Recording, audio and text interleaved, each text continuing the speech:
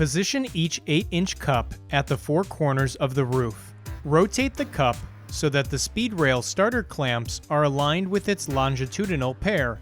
Loosen the M12 adjustment bolt to rotate the speed rail starter clamp about the handle axis.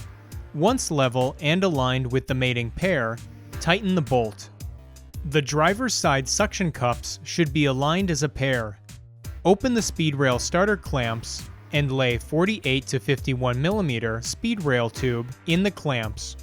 Close the speed rail starter clamps and tighten the M12 wing nut with adequate torque to safely secure the speed rail within the clamp. Repeat installation on the passenger side of the vehicle.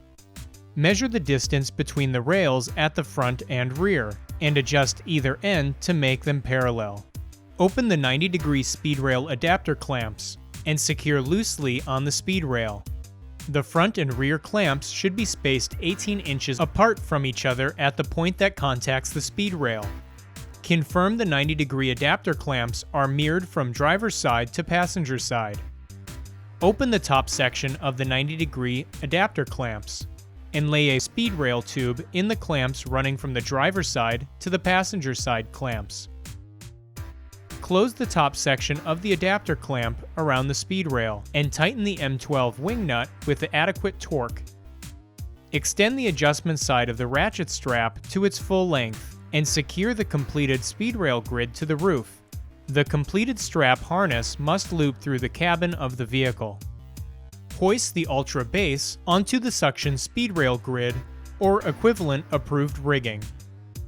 Close the speed rail clamps and tighten the M12 wing nut with adequate torque. With a partner, hoist the turret onto the Ultra base pedestal.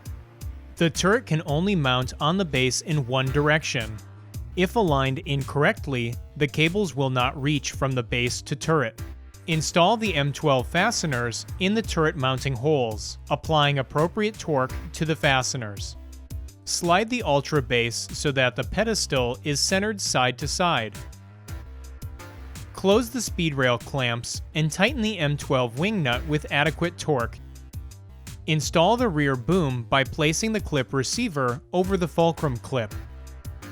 Install the four M12 fasteners onto the mounting holes with adequate torque to safely secure the rear boom to the fulcrum. Install the threaded bar by sliding it into the threaded bar receiver, then screwing the threaded bar into the receiver completely. Install the fairing over the three M12 mounting studs so that the head of the studs are seated firmly within the three slots of the fairing. Tighten the mounting studs with adequate torque to safely secure the fairing. Install the middle boom to the fulcrum by securing the clip receiver over the fulcrum clip.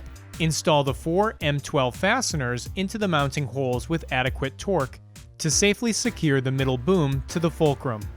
Repeat this process for the next section of the middle boom and the front boom. Position the isolator clip receiver over the front boom clip and install the three M12 fasteners into the mounting holes with adequate torque to safely secure the isolator to the front boom. Based on your complete payload, preload the rear boom with the appropriate amount of counterweights and secure the counterweights preload with the counterweight lock knobs and lock pins. Remove the four M6 bolts from the isolator and release the head adapter. Install the head adapter onto the payload. Mount the payload onto the isolator so that the head adapter can be fastened to the isolator using the four M6 fasteners. Add the additional counterweights as instructed by the chart.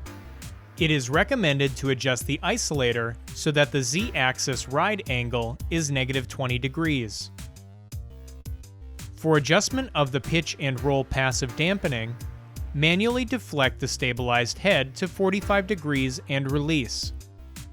If the head swings past the neutral hanging position, the dampening should be increased.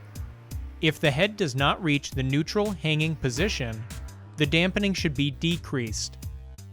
Prepare the 48-volt power source by confirming that it is terminated with the mating gray Anderson SB50 connector. Double check for proper polarity. With the PSU main power switch in the off position, connect the 48-volt power source to the main power input on the input stage of the PSU. Connect the 10-foot MotoCrane controller cable to the COM port on the PSU. Disarm the controller by pressing down on the e-stop, then connect the MotoCrane controller cable to the MotoCrane controller. Connect the longer 12-foot base power cable from the main power port on the output stage of the PSU to the main port on the Ultra base. Connect the shorter 16-inch turret power cable from the main port on the Ultra base pedestal to the main port on the turret. Be sure that the right angle connector is installed on the pedestal side, while the straight connector is installed on the turret. The MotoCrane PSU main power switch can now be turned on. The controller will power up and boot after 5 seconds. Press Operate from the home screen. Then, adjust speed and smoothing values to 15 for both lift and swing axes. To configure limits from the lift and/or swing axes, press Settings from the home menu. Then select New Limits from the axis you wish to configure. Then release the e-stop. Carefully follow the on-screen directions until limits are configured. Then, turn limits to the on position in the Settings menu. Once limits are configured, you may proceed to the Operate screen for live operation of Ultra. Carefully read through the operation manual for complete understanding of all controller features, menus, and submenus. Serious injury and/or death can occur from irresponsible use of Ultra. Always start with slow, controlled operation of Ultra before attempting arm moves at speed.